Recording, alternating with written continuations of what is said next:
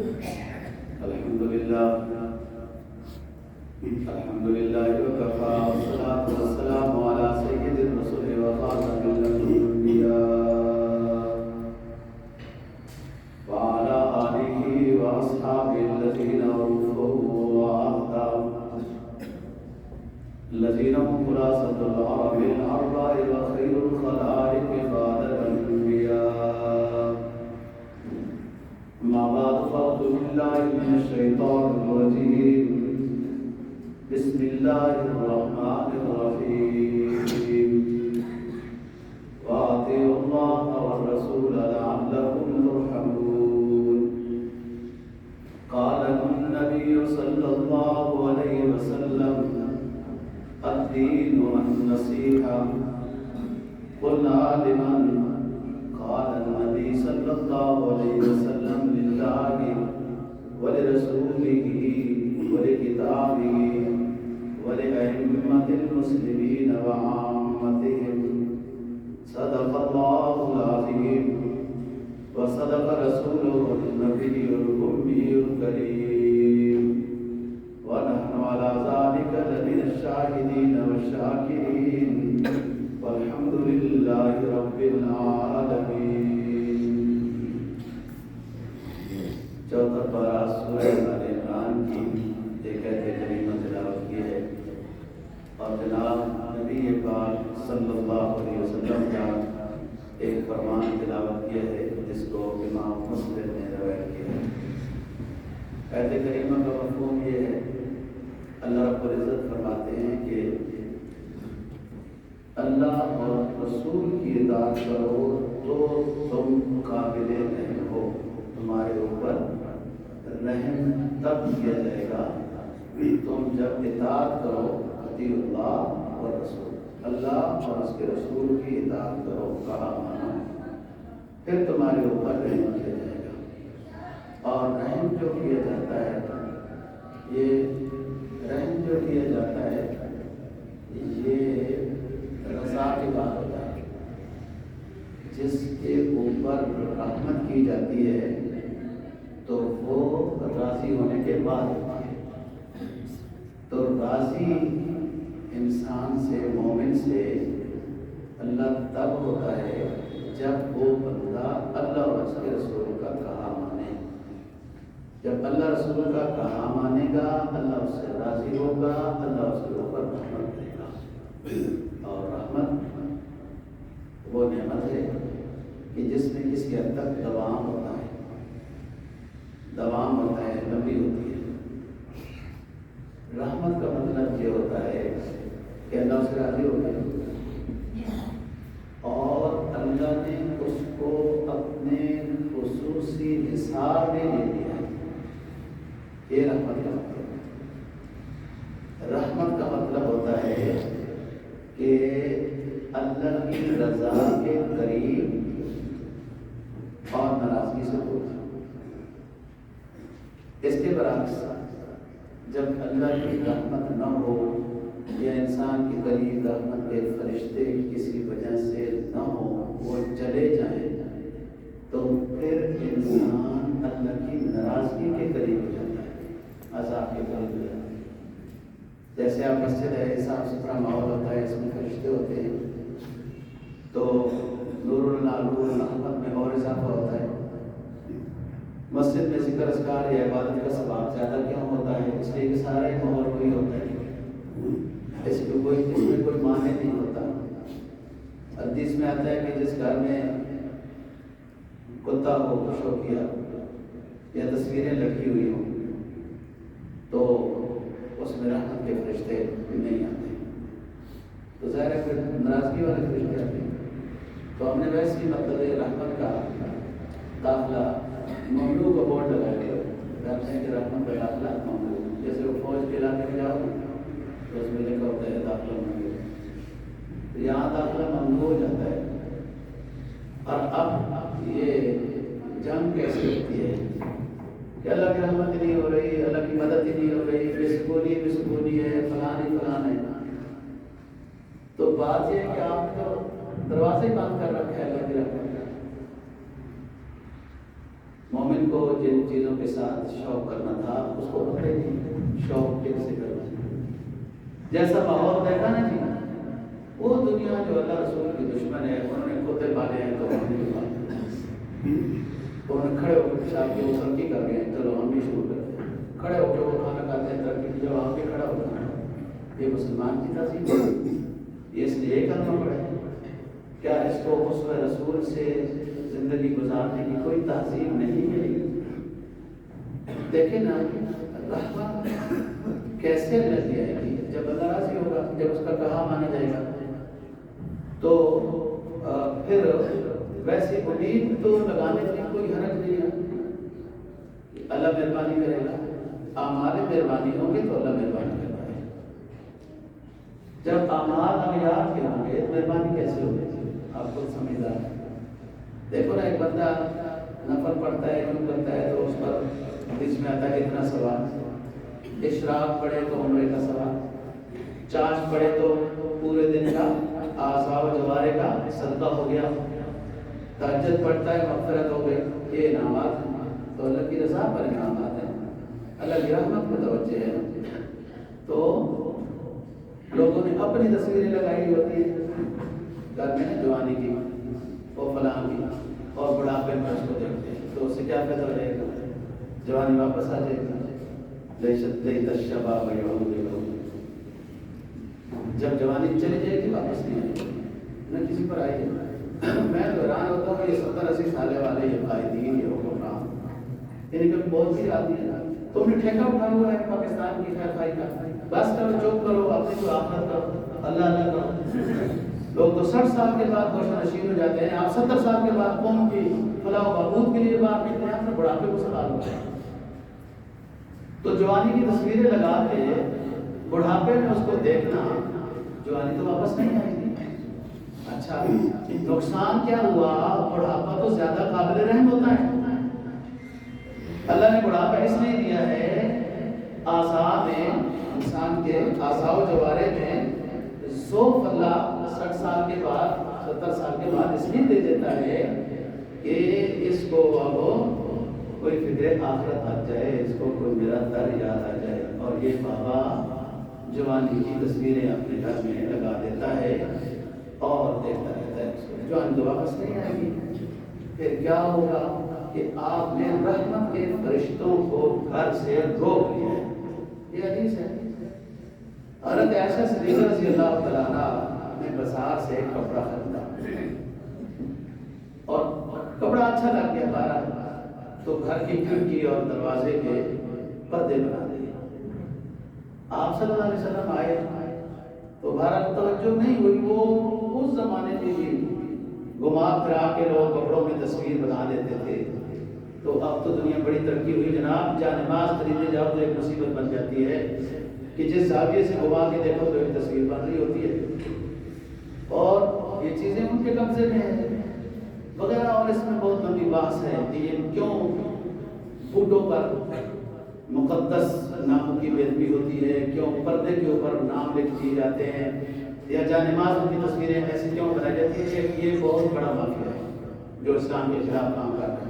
और हमें तो कोई 10 रुपए दे तो बिक जाते हैं, जहाँ से करोड़ रुपए आ जाए तो नहीं बिकेंगे। लोगों की नमाजें जाएं जो होता है, अभी तो पैसे मिल रहे हैं, ये वो कहानी है। बार आप सल्लल्लाहु अलैहि वसल्लम अंदर तशरीफ फरमा हो गए, जिब्राईल आ गए और बाहर खड़े हो गए। हमने कहा क्या बात है जिब्राईल, आपको इजाजत दे दी ना, आप अंदर आ जाए ना।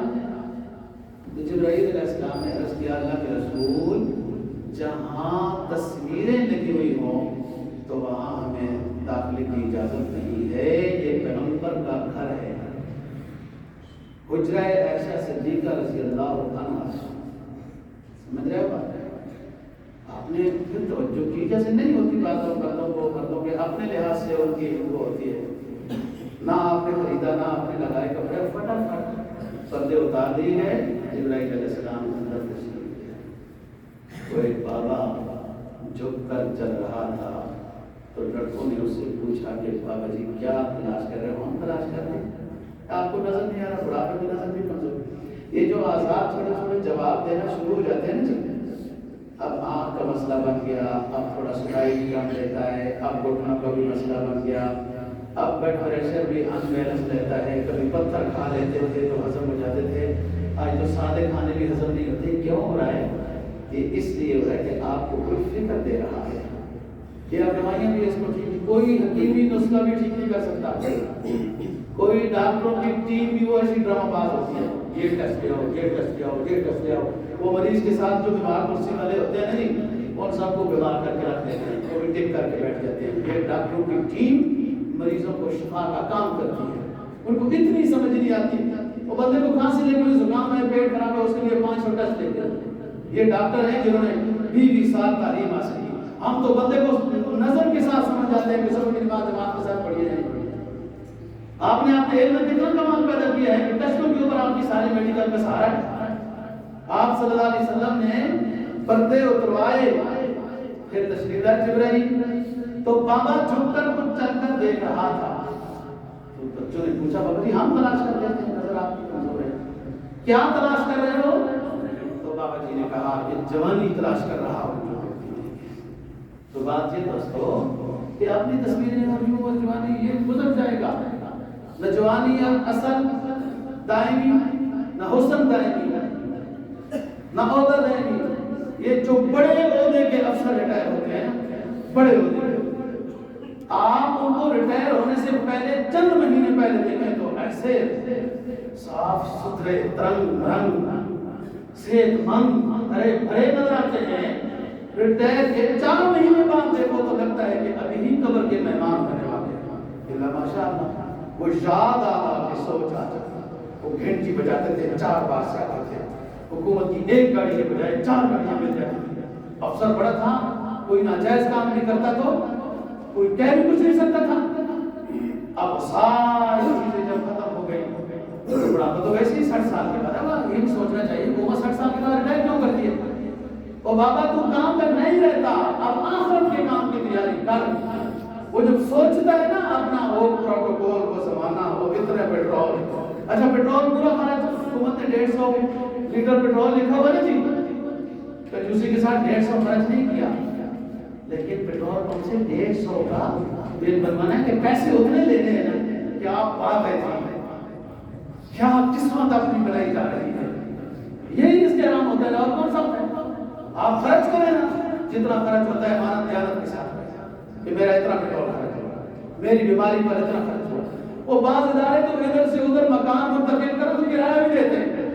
اور یار جتنا کرایہ خرچ ہوا اتنا لے لیں، یہ تھوڑی بات ہے، یہ تھوڑی سہولت ہے. اس میں بھی ڈنڈی مارو، اس میں بھی زیادہ لکھا. تو یہ ریٹائر ہونے کے بعد بہت جلدی پورے ہو جاتے ہیں. اللہ ماشاء اللہ. جن کا اوڑھنا بچھونا دین ہوتا ہے وہ ٹھیک ٹھاک رہتے ہیں، بلکہ وہ خوش ہوتے ہیں کہ الحمدللہ اب جو ہے نا نیکی کرنے میں، دین کا کام کرنے میں، خدمت خلق دین کا کام ہے، یہ سب کام کرنے میں ہمیں آسانی ہو جاتی ہے. تو بات یہ ہے دوستو، دنیا خود عارضی ہے، ظرف عارضی ہے، تو معافی ظرف دائمی کیسے ہو سکتا ہے؟ برتن عارضی ہے، تو جس برتن میں جو ڈالا جائے گا وہ دائمی کیسے ہو سکتا ہے؟ دنیا ظرف ہے، برتن ہے، یہ عارضی ہے. معافی ظرف دنیا کی تمام نعمتیں عارضی ہیں. اور ایمان یہ دنیا کی چیز نہیں ہے، یہ بازار کی چیز بھی نہیں ہے، یہ مارکیٹ سے نہیں ملتا، مارکیٹ سے کپڑے ملتے ہیں اور چیزیں ملتی ہیں جو دنیا کی ہوتی ہے. ایمان، کتاب، تعلیمات یہ اللہ نے اپنے لوح محفوظ سے اپنے پیغمبر کو بھیجی ہے. یہ ادھر کی چیز نہیں ہے، یہ ادھر اوپر کی چیز ہے. اولو العظم پیغمبر آئے آخر میں، خاتم النبیین صلی اللہ علیہ وسلم کو بھیجا، اور وہ آخرت کے علوم اللہ نے عطا کر کے بھیجے.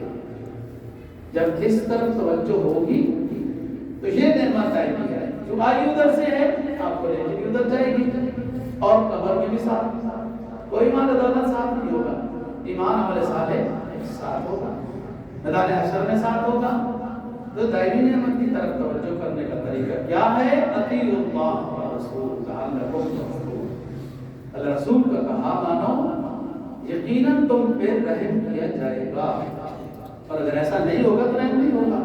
جس چیز سے ہم گزر رہے ہیں، سب کو آزما رہے ہیں، پھر بھی ادھر ہی لگے ہوئے ہیں. مومن کی شان یہ ہے لا یلدغ المرء من جحر واحد مرتين، مسلم کی حدیث ہے، سرکار کا فرمان ہے مومن ایک سوراخ سے 2 مرتبہ نہیں ڈسا جاتا، غلطی سے ایک دفعہ تو ہو ہی ہے نا، تو جتنی دفعہ آزماؤ گے دشمنان اسلام کو کہ وہ ہماری فلاح و بہبودی کا کام کریں گے، ابھی بھی نہیں پتا ہوگا، ابھی بھی نہیں آزمایا۔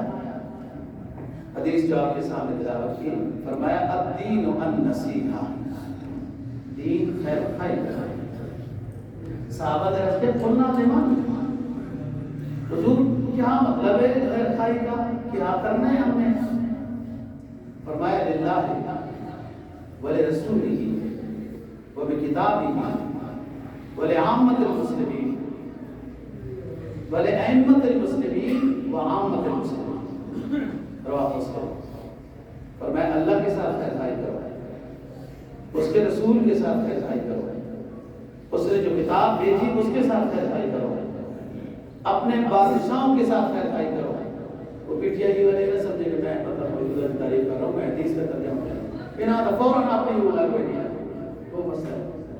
وہ ایک دن آیا کہ آج کل حکومت کے خلاف کیوں نہ بول رہے ہیں، وہ بول صاحب میں کہ کلام میں قرآن حدیث بول رہا ہوں، آپ تو زیادہ بہتر بولتے ہو، وہ بھی انہیں کی جماعت کرتا۔ ایک آیا تو زندانی کے خلاف کیوں نہ بول رہے ہو، یار سارا کو پتہ ہے ہمارے سارے محترم ہیں قائدین ہیں، ان کے خلاف کیا بول رہے ہیں؟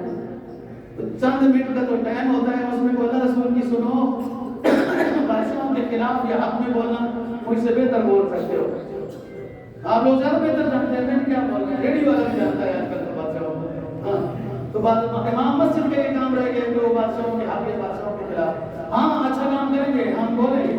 جیسے آج کوئی تھوڑا بہت اچھا کر دیا کہ وہ سود کے فیصلے کو لے لیا، کیا فائدہ ہوا؟ سب طرف سے جی آوازیں کسی گئی، کہیں دعا ہوئی، کہیں بد دعا ہوئی، کہیں کچھ نرم لہجے میں ہمارے جیسے بزدل بولی، کہیں نرم لہجے میں اصلاح ہوئی تو کہیں تھوڑی سی سخت ہوئی، تو اتنے دنوں میں باتیں سنا کے تو آج سپریم کورٹ سے سود کے خلاف والا فیصلہ واپس آیا۔ تو پہلے نہیں سمجھتی آپ مسلمان نہیں ہیں، فَاتُوا بِحَبْلٍ مِّنَ اللَّهِ وَرَسُولِهِ، آپ ایسے جانتے تو چلو اچھی بات ہے، یہ ان کا اچھا کام ہے، اللہ ان کو اور جزائے خیر دے اچھا کام کرنے کے۔ دعا تو کی جا سکتی ہے لیکن پیچھے والوں ناراض نہیں ہونا چاہیے۔ ہم تو آپ کے قائد کے لیے بڑی دعا کرتے ہیں لیکن اب کیا کریں، ہوتا بھی کوئی نہیں، ہماری دعا میں ایسے کوئی نہیں۔ وہ دعا تو جاری رہنی چاہیے، بھلے اثر ہو یا نہ ہو، دعا سے تو انکار نہیں ہے نا، وہ پروردگار ہے جب چاہے دلوں کو بدل دے۔ تو بات یہ کر رہا ہوں خیر خائی کیا ہے، اللہ کے لیے خیر خائی کیا خیر خائی ہے، اس کی ذات اور صفات میں شرک نہیں کرنا،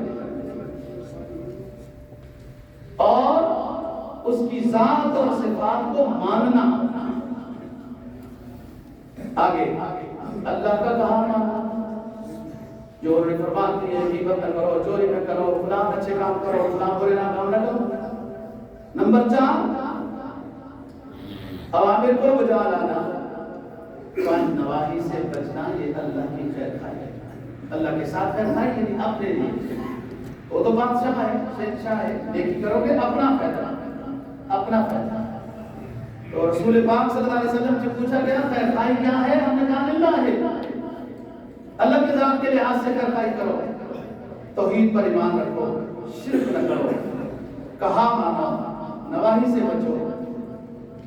وَلِرَسُولِهِ، رسول کی خیر خائی کیا ہے، اس کو نبی مانی، اور مزید یہ کہ آخری نبی مانو، اس کے بعد کوئی نبی نہیں ہوگا، اور اگر کوئی دعویٰ کرے تو اس کا علاج ہوگا، جی ہر دور میں علاج ہوا، نبی مانو، نبی کو آخری نبی مانو، اس کے بعد کوئی نبی نہیں آئے گا، یہ ایمانیات ہے۔ اور نبی کا کہا مانو، نبی نے جن چیزوں سے منع کیا ہے رکو، اس کے اسوہ حسنہ کو اپناؤ۔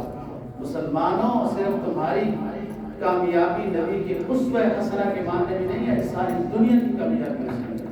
تم کو وہ پیسے جو ہے نا وہ پر رونق نظر آتے ہیں، وہ منقش سانپ ہے جو نس جائے گا، جو اہل کفر ہے نا وہ مسلمانوں کو منقش نظر آتے ہیں، بڑے پر رونق نظر آتے ہیں، ان کے دل کے چیر کے اندر تو جاؤ کیسے. وہ یاد ہے اس انگریز نو مسلم کی بات جو پچھلے ہفتے میں اس نے کی. وہ سعودیہ نے جو ڈرامہ بنایا نا جی اپنے ملک میں بے حیائی کا, تو اس نے کہا کیا کمال ہے, ہم تو ان خرافات سے بچ کر اسلام میں داخل ہوئے, آج مرکز اسلام میں وہی خرافات کرنے لگے ہو جن سے بھاگ کے تو ہم اسلام میں داخل ہوئے. اس نے اپنا دکھ بیان کیا, اسلام نہیں چھوڑا. ہاں آج کا مسلمان تو کہنا کہ وہ فلانا بھاگتا جا رہا تھا اور بے حیائی تھی, یہ بہتر ہی ہوگا میں نہیں بھاگتا ہوں. جو مسلم نہ مسلم ہوتا ہے اس کو اسلام کی قدر ہوتی ہے. اس نے چند دن ہو گئے مسلمان ہوا اور مسلمانوں کے بادشاہوں کو نصیحت کر دی کہ یہ خرافات چھوڑ کر ہم اسلام میں داخل ہوئے. ان سے تنگ ہو گئے تھے, ان خرافات نے ہمیں بے سکون اور بے چین کر دیا تھا. ان کو خیر بات کہہ کے پیغمبر اسلام کی تعلیمات میں آئے اور پیغمبر کے شہر میں تم یہ ملک میں یہ کر رہے ہو. تو وللہ ولرسول, رسول کی خیر خواہی کیا ہے؟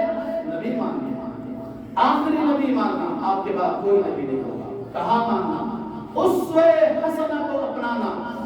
دنیا آخرت کا سکون اس میں ہے. مومن کا بھی ہے, دوسروں کا بھی ہے. انہیں نہ سمجھ میں آئے تو کوئی بات نہیں, لیکن مومن کے پاس جب اپنا برتن خالی ہوتا ہے تو دوسرے کفر اس کو منقش نظر آتا ہے, زیادہ حلاوت نظر آتا ہے, زیادہ ترقی یافتہ نظر آتا ہے. اس لیے کہ اس کے پاس کچھ اور ہے ہی نہیں تو اس کو وہی ترقی نظر آتی ہے نا. اپنی تعلیمات کی طرف آتا, مطالعہ کرتا, کسی شیخ کی صحبت میں بیٹھتا, دل نور سے بھرتا, اسلام کی حقیقت سمجھ میں آتی. قرآن خود کہتا ہے افمن شرح اللہ صدرہ للاسلام فہو علی نور من ربی.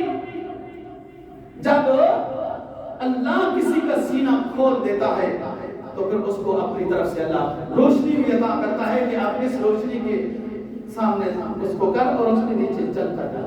یہ روشنی اللہ عطا کرتا ہے جب سینہ کھولتا ہے. جن کو اسلام سمجھ میں آ گیا نا جی, تو بہت اونچی سمجھ میں آئی جی, پھر کوئی چیز اس کو متاثر نہیں کر سکتی. اسلام سے جو متاثر ہوا نا جی, دنیا کی کوئی چیز اس کو متاثر نہیں کر سکتی. یہ لاہو لہے کو, یہ بلان اتران کو پتا ہے نا آپ کو. حضرت عمر رضی اللہ عنہ کو جب جبہ پہنایا گیا تو انہوں نے کہا یار یہ بڑا نفیس سا ہے, ہمارا وہ جبہ جو ہے نا جی کھدڑ کا وہی ٹھیک ہے. لوگوں نے کہا حضرت یہ بڑے بڑے پوپ پادری وغیرہ یہاں رہتے ہیں, بڑے لمبے لمبے بڑے بڑے جبے پہنتے ہیں, تو آپ بھی ذرا اتنے بڑے بادشاہ امیر المؤمنین ہیں تو اچھے لگیں گے. ایک آدھ دفعہ ساتھیوں کی بات میں نے پہن لیا, اتار لیا. بات سنو بات, ہمیں جبوں نے کبھی عزت نہیں بخشی, ہمیں عزت بخشی ہے اسلام کے دار کفا بالاسلام زینت. نبی کی تعلیمات کے عمل میں کوئی ہمیں کم زینت ملی, کم عزت ملی کہ ہم بکریاں چرانے والے تھے. میں ایک وادی میں مویشیاں چراتا تھا, مجھ سے قابو بھی نہیں ہوتی تھی, تو میرا باپ مجھے کہتا تھا عمر تم سے مویشیاں نہیں قابو میں آتی, تم دنیا کیسے گزارتے کہ کیسے گزارو گے. کاش کہ آپ میرا باپ میں زندہ ہوتا تو اسے سمجھ آتا کہ تیرا بیٹا 22 لاکھ مربع میل پر حکمرانی کر رہا ہے. یہ حضور کی غلامی کے نتیجے میں ہمیں اسلام کی دولت سے ہمیں یہ مقام عطا کیا. ہم تو ان کو بکریاں چرانے والے لوگ تھے. بات ہے بس مسلمان کو اسلام سمجھ نہیں آیا. اسلام کی رونق اور زینت تو دور کی بات ہے نا جی. بھائی فرض لباس ہے ستر کھانا, اس کے اوپر ماسکٹ, اس کے اوپر جبہ, اس کے اوپر یہ اس کی خوبصورتی ہے. اسلام خوبصورتی سے تو میں نہیں کرتا, جائز خوبصورتی. ہاں اس بابے کی طرح نہیں کر لینا. وہ خوبصورت غیر ماں لڑکی نظر آئی نا, اللہ کی نعمت ہے, ماشاءاللہ اللہ کی نعمت ہے. اور بدبخت صرف اللہ کی نعمت نظر آئی. کہیں اللہ کی نعمت کو دیکھ کر سبحان اللہ کہنا ہے, کہیں اللہ کی نعمت کو دیکھ کر رجل جھکا دینا ہے. اسلام کی تعلیمات تو ہر پہلو میں ہے نا. ایک ہی شک تجھے اپنے نفس کے مطابق نظر آئی تو بات ہے جائز خوبصورتی کا اسلام ہے, لیکن یہ ضروریات نہیں ہے, خوبصورتی ہے. اللہ جمال یحب الجمال, اللہ جمیل یحب الجمال. لیکن اسلام کا ضروریات ہی ہمارے پاس نہیں آیا, اسلام کی خوبصورتی کیسے آتی؟ اسلام سمجھتے تو آتی نا, للہ ولرسولہ وبکتابہ, کتاب کے ساتھ خیر کرو. بل وہ قرآن مجید فی لوح محفوظ, اس کتاب کے ساتھ خیر کرو. ٹائم مل جائے تو ان لیڈروں کی کتابیں پڑھتے ہو جنہوں نے زندگی میں اکثر اوقات تو بے وضو بے غسل گزارے ہیں اور کافروں نے ان کی کتابیں ڈیٹا نہیں وہ آئیڈیل ہے. ایسا بدبخت مسلم ہے جس کو اپنا پیغمبر آئیڈیل ہے. ووٹ مانگنے کے لیے تو یہ جملے کہتے ہیں کہ جی آئیڈیل مسلمان فلان اور کام اور کرتوت تمہارے کیا ہے. کتابیں جب موقع ملے تو دشمنان اسلام کی پڑھتے ہو. تاریخ اسلام پڑھو, احادیث کا ذخیرہ کتنا بڑا وسیع ہے اس کا مطالعہ کرو. تو وہ بھی کتاب ہی کتاب کی خیرخواہی یہ ہے کہ اس پر ایمان لانا ہے. قرآن مجید جو الحمدللہ الف لام میم سے والناس تک ہے ہمارا ایمان ہے. یہ سچی کتاب ہے, اللہ نے نازل کی اپنے پیغمبر کے قلب اطہر پر, اور اس میں کوئی ذرہ برابر بھی تغیر و تبدل زبر زیر جزم کبھی نہیں ہو سکتا. یہ ایمان لانا ضروری ہے. یہ کتاب نزل علی محمد هو الحق, یہ سچی کتاب ہے جو ہمارے پیغمبر پر نازل کی گئی. اور دنیا جتنی بھی ترقی کر لے کہتے بڑی ترقی تو آپ نے 6 مہینوں کے ملکوں کے اندر جو سورج نہیں نکلتا, جب نکلتا ہے تو غروب نہیں ہوتا, غروب ہو جائے تو 6 مہینے نکلتا نہیں ہے. تمہاری سائنس کی ترقی تو تب تھی کہ اپنے ملک کو عیسے کی طرح تو کر لیتے, 12 گھنٹے کی رات اور دن تو کر لیتے. ترقی تمہاری بڑی. اور یہ گھوڑا مسلم جس نے اسلام کو پڑھا نہیں, سیکھا نہیں, سمجھا نہیں, کسی نیک عالم کی صحبت نہیں لی, آج ہی بڑی ترقی. خواب ترقی ہے, کیا ترقی ہے؟ جہنم کا ایندھن بننا ترقی ہے, بے حیائی اور خرافات کے کام کرنا ترقی ہے. یہ کون سی ترقی ہے؟ یہ تو مشرکین مکہ اسلام سے پہلے ننگے ڈیبوں میں نہاتے تھے. کیا کہتے ہیں ان کو؟ حوض اور ڈھن ٹبک جو بھرے ہوتے تھے بارش سے. مشرکین مکہ اسلام سے پہلے انبر جاہل ڈاکو وہ ننگے نہاتے تھے. آج یہ ننگے نہاتے ہیں جن کو تم ترقی یافتہ کہتے ہو, وہ ننگے نہاتے اسلام کو مجاہد کہتا ہے. وہ تو زمانہ جاہلیت ہے. اسی طرح اور باتیں, مرد تو پھر بھی لباس پہن لیتے ہیں, عورت کو کہا تو ویسے اچھی لگتی ہے. یہ ترقی ہے. اور مسلمان ان سے متاثر ہے, وہ ہوں سو ہوں, ان کا مذہب دین جو بھی ہے, لیکن مسلمان کو تو اپنے اسلام سے متاثر ہونا چاہیے نا. کیسے متاثر ہوگا؟ جب پڑھے گا نا, جب پڑھے گا, جب سیکھے گا, سمجھے گا, محنت کرے گا, دل میں جگہ دے گا, تب اسلام اسے سمجھ آئے گا. اس کی خوبی کیا ہے, یہ کیا عطا کرتا ہے. تو بات یہ ہے کہ کتاب ہی, کتاب کی خیرخواہی کیا ہے, اس پر ایمان لانا. یہ پوری کتاب اللہ کی طرف سے نازل ہوئی, بل وہ قرآن مجید فی لوح محفوظ اور قلب اطہر نزل علی قلبک محمد عربی خاتم النبیین صلی اللہ علیہ وسلم کے قلب اطہر پہ نازل کی گئی. یہ سچی کتاب ہے. ایک بات ایمان کا, ایمان کا دوسرا جز کتاب کے بارے میں یہ ہے کہ اس میں ذرہ برابر بھی کوئی تبدیلی اور تغیر نہیں کر سکتا. آیت کا ترجمہ اپنی مرضی کے ساتھ کرتے ہیں. بڑا بڑا انقلاب آئے, بڑے بڑے کوششیں بھی کی گئی, علماء کو بھی جلایا گیا, سب کو مارا گیا, قرآن کو اسی طرح زندہ اور جاوید ہے. تو بات یہ ہے کہ اس میں کوئی تغیر تبدل نہیں ہو سکتا. ایمان ہے. اور اس کے بعد اس کتاب کی تلاوت سیکھنی ہے تجوید کے ساتھ, پھر اس کے مفہوم کو پڑھنا ہے. یہ کہتی کیا ہے؟ یہ صرف ایک منتر ہے, یہ صرف ایک رقیہ ہے, یہ صرف ایک باعث برکت عربی کے جملے ہیں, یا یہ کچھ کہتی بھی ہے ہمیں؟ تو جب آپ ترجمہ پڑھیں گے تو پھر سمجھ آئے کہ قرآن کہتا کیا ہے. اور جب اس پر مفہوم, اس کے مضامین سمجھے تو آپ اس کے اوپر دل و جان سے عمل کریں. یہ کتاب کے لیے کہتا ہے للہ ولرسولہ ولکتابہ, آگے ولأئمۃ المسلمین, بادشاہوں کے لیے خیرخواہی. اگر اچھا کام کر رہے ہیں, جیسے ہم نے آج ان کو دعوت دی ہے کہ سود سے کاغذات واپس نہیں, لیکن آگے بھی مددگار بننا چاہیے کہ یہ کام نافذ ہو جائے. بینک کا ملازم پریشان ہے, انشورنس کا ملازم پریشان ہے, اور کسی نظام پریشان ہے, کر بھی رہا ہے. کیوں؟ کہ وہ سمجھتا ہے کہ سود ہے, وہ سمجھتا ہے کہ سود ہے. تو جب ایک صورت بن رہی ہے, سود سے بچنے کی. تو اس میں بادشاہوں کو بہت بڑا کردار. اللہ کی جنگ سے تو بچ گئے, اب ایک اور جنگ بھی ہوئی. جب سود کے نظام کے خلاف بغاوت ہوگی, اللہ کی رضا دیں گے, اللہ کے خلاف تو جنگ سے بچ گئے کہ واپس لے لیا. اب ایک اور جنگ شروع ہونی ہے, اس میں من نہیں کرنی ہے, کوئی موقف مضبوط رکھنا ہے. اور وہ جنگ دشمنان اسلام جو ہمیشہ سرمایہ کاری کے نظام میں ہمیں مبتلا کرنا چاہتے ہیں, تباہ کرنا چاہتے ہیں, کر رہی ہیں, کر چکے ہیں. تو اس جنگ کے لیے تیار ہونا ہے, صحیح موقع اختیار کرنا ہے. جب انسان کو موت یاد ہوتی ہے, اسلام یاد ہوتا ہے اور مر جانا ہے, تو پھر اس کے لیے بندہ تیار ہوتا ہے کہ یہ کام ہم نے کرنا ہے. اس میں کتنا کچھ ہمیں نقصان ہوگا, اور وہ یہ ہے کہ ہم شہید ہو جائیں گے. لوگ جب جمہوریت, مجھے یہ نہیں اسلام میں تو نظر آیا, وہ پیٹ کے درد میں جو ہے نا مطلب جائے شہید ہے, کنویں میں گر جائے شہید ہے, دیوار اس پر گر جائے شہید ہے.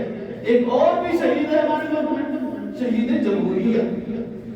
شہید جمہوریت کا اپنا فلسفہ ہے. اسلام تو شہید اسلام کہتا ہے, اور سود کے خلاف جنگ میں جو شہید ہوگا وہ بہت بڑا شہید. اب اتنا تو ہو گیا, لیکن اس کے آگے بھی ہمت ہے, یہ خوش ہو جاتے ہیں, تھوڑا سا کام کر کے پھر رک جاتے ہیں. للہ ولرسولہ وبکتابہ ولأئمة المسلمین. مسلمان کے بادشاہ اچھے کام کر رہے ہیں, دعا کرو اللہ ان کو توفیق دے, اور اگر ان میں گڑبڑ ہے تو حکمت کے ساتھ ان کو سمجھانا ہے. آگے آخری بات, ولعامة المسلمین. مومن کی شان ہے اللہ کے لیے خیر خواہی, رسول کے لیے خیر خواہی, اپنی کتاب قرآن مجید حدیث کے لیے خیر خواہی, اپنے بادشاہوں کے لیے خیر خواہی, اور پانچویں قسم اپنے مسلمان بھائیوں کے لیے خیر خواہی. مالی لحاظ سے آپ اچھے ہیں, غریب کا خیال یہ خیر خواہی ہے. آپ دینی لحاظ سے کچھ چار جملے جانتے ہیں تو جو نہیں جانتا اس کو سمجھانا یہ خیر خواہی ہے, دین دونوں لحاظ سے. تو بات یہ ہے دوستو, نبی پاک صلی اللہ علیہ وسلم کی پوری زندگی کا شوق یہ تھا, تمنا یہ تھی, دعا یہ تھی, تھکاوٹ یہ تھی, محنت یہ تھی, سوچ یہ تھی کہ میں جس جماعت کے لیے بھیجا گیا ہوں کاش کہ یہ مجھے سمجھ لے, میری تعلیمات پر عمل کریں, کامیاب ہو جائیں, اور جو ڈگمگا رہے ہیں ان کے لیے رونا ہے کہ اللہ ان کو ہدایت نصیب کرے. عزیز علیہ ما عنتم حریص علیکم بالمؤمنین. تمہارے بارے میں اس کی لالچ یہ ہے کہ ایمان والے بن جائے. تو پھر اللہ کی مہربانی رؤوف الرحیم, اللہ بھی تمہارے اوپر مہربان ہوگا, پیغمبر اسلام بھی تمہارے اوپر مہربان ہوگا. اور جب اللہ مہربان ہو جاتا ہے تو سب خزانے اس کے پاس ہیں. وہ دنیا میں بھی عطا کرتا ہے اور عطا کر کے دکھایا ہے. جو خلفائے راشدین جو اس کے بعد کے حکمران آئے, اللہ نے یورپ صحابہ اکرام رضی اللہ تعالی عنہم کی قدموں کی خاک بنایا, اور تم یورپ کے غلام بنے. فرق تو ہے نا, یورپ ان کا غلام بنا کیونکہ وہ غلام اللہ اور رسول کے تھے. حضرات صحابہ تابعین انہوں نے اتباع کی اللہ رسول کی, جن جگمگاتے شہروں سے تم متاثر ہو جاتے ہو یہ ان کے غلام بن گئے. اور آپ مسلم تو اللہ رسول کے دشمنوں کا غلام بنا ہوا ہے. کیوں؟ اس لیے کہ تم نے قرآن حدیث کو چھوڑا ہے, اللہ رسول کی تعلیمات کو چھوڑا ہے, محمد کی غلامی. فرمایا پاک کہتا ہے محمد کی غلامی دین حق کی شرط اول ہے, اگر اس میں ہو خامی تو سب کچھ نامکمل ہے. عزیز علیہ ما عنتم حریص علیکم بالمؤمنین رؤوف الرحیم. یہ پیغمبر ہے, جب نہیں آئے ہدایت پر تو تب بھی اس کا سینہ کھولتا ہے. امی عائشہ صدیقہ رضی اللہ عنہا فرماتی ہیں میرا سردار جب رات کو تہجد کی نماز میں مصروف عمل ہوتا ہے, پھر اس کے بعد دعاؤں میں مناجات میں مصروف ہو جاتا ہے, میرے پیغمبر کا سینہ اس طرح ابلتا تھا جیسے ہڈیاں جوش مارتی ہے, روتے ہیں, غم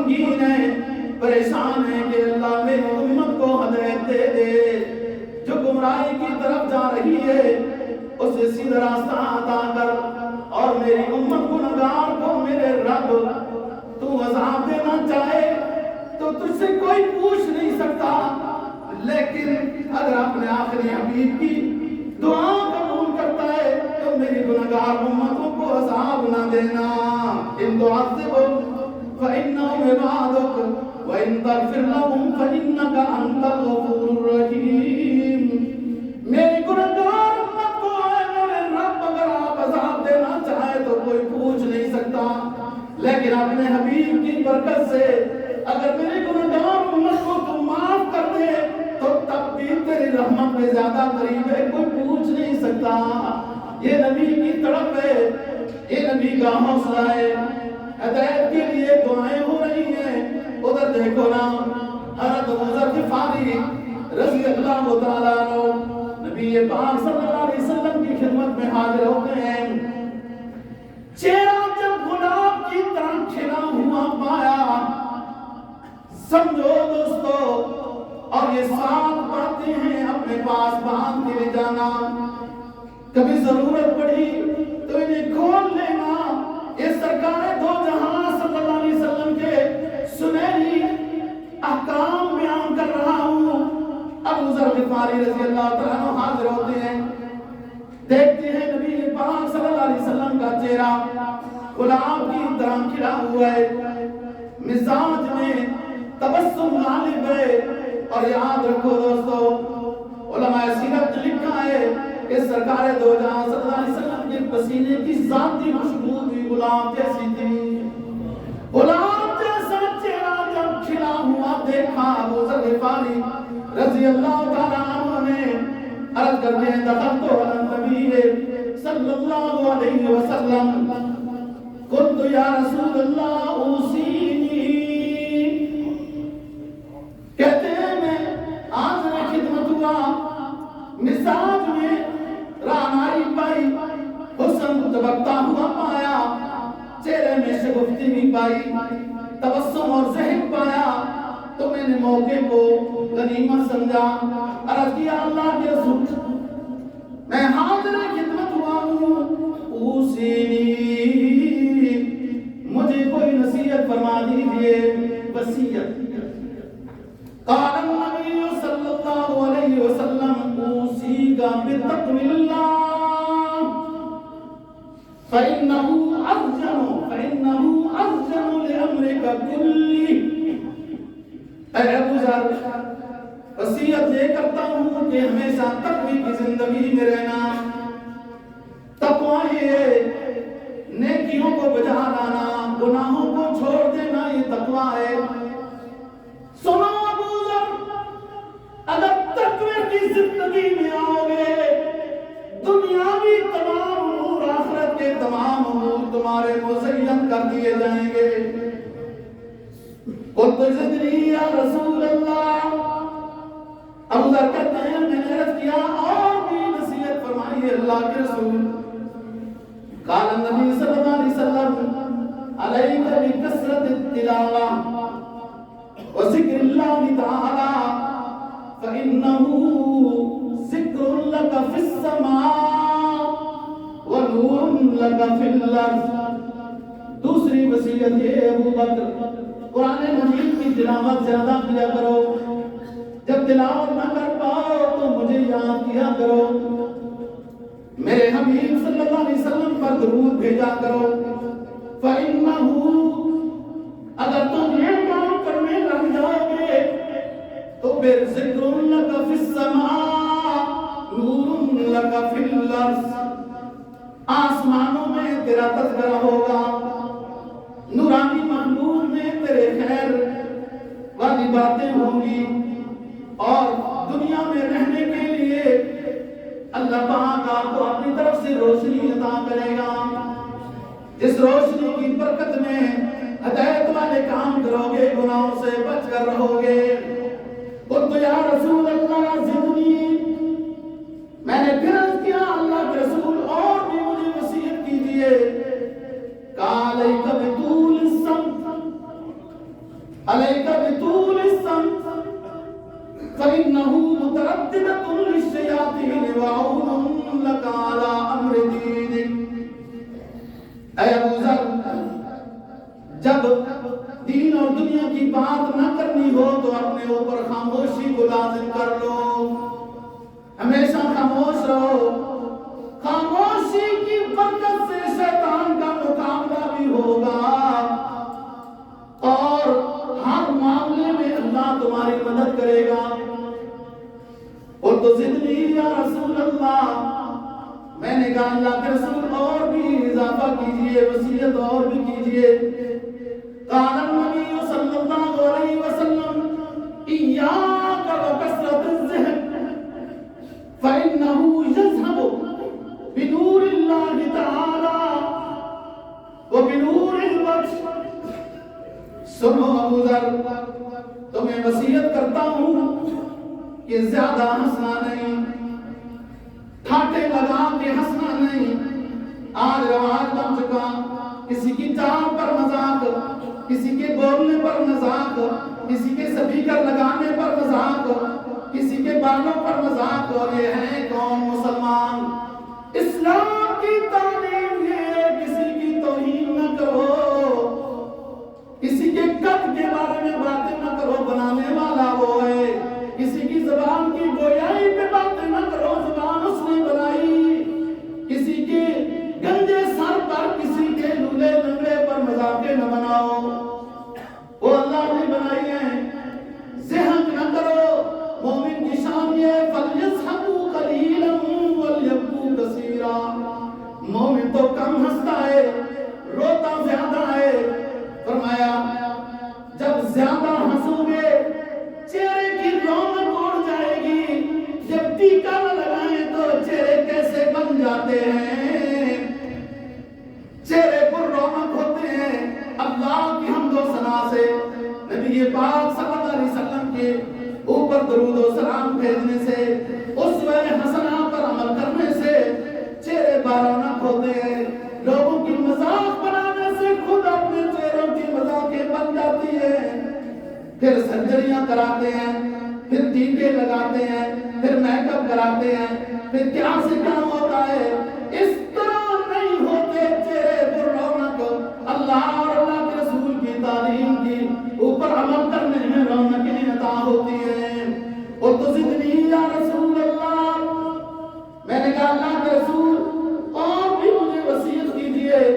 تو فرمایا لا تخف فی اللہ لومۃ لائم. لوگ تجھے بدنام کریں تو ان پر پریشان نہ ہونا تیری نیکی کی وجہ سے. کہنے لگے زدنی یا رسول اللہ. قال قل الحق وان كان مر.